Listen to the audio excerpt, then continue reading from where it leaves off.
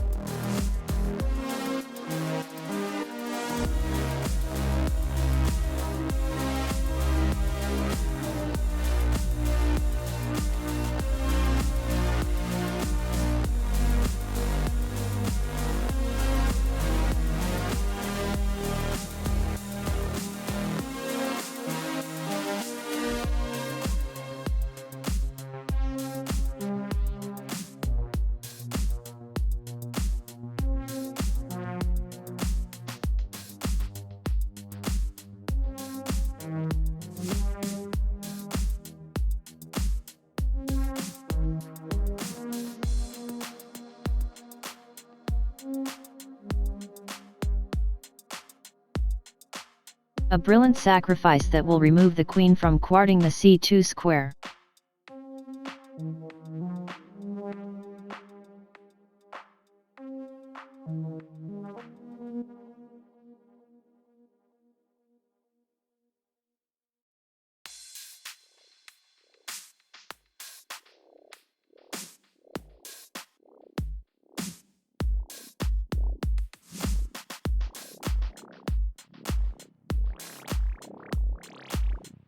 And white resigns in this position.